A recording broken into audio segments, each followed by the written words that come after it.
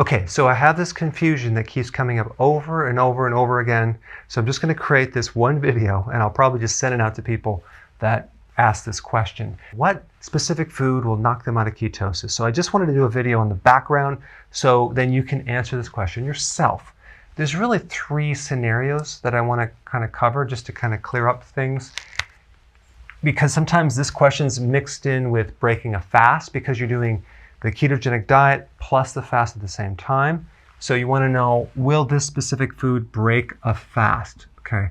Well, anything other than water is going to break a fast. Anything. Okay. Now, will vitamins break a fast? Well, maybe just a tiny little bit, but it's only for a millisecond. Okay. So I wouldn't worry about vitamins. I wouldn't worry about sea salt. But a true fast is just not eating and you're just drinking water. Okay. That's it. So let's see, will a small amount of food break a fast? Yes. If it's a very small amount of salad, it might break a fast for a little tiny bit, but you can get right back on it. So the point is that you just want to think with a true fast being nothing but water, okay? But anything will break the fast. But I do recommend people consume vitamins and minerals, electrolytes for sure when they're doing a fast, and definitely sea salt. The second scenario is, will a specific food knock me out of ketosis? Well, what controls whether you're in ketosis or out of ketosis is the carbohydrates, okay? You want to typically keep your carbs 20 to 50 grams. The worse the metabolism, the lower the carbs. So some people need to go 10, some people need to go 0 carbs, okay? A very good testing kit would be the Keto Mojo. I like this because it measures ketones and blood sugars, okay?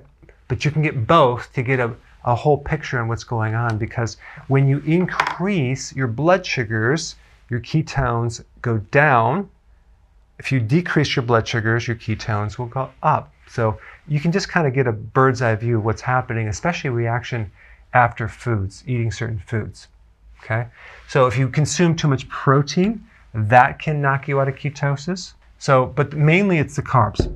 Okay, number 3, this scenario. Will this specific food knock me out of fat burning? Now realize that when you do a ketogenic plan, only 40% of your fuel is ketones.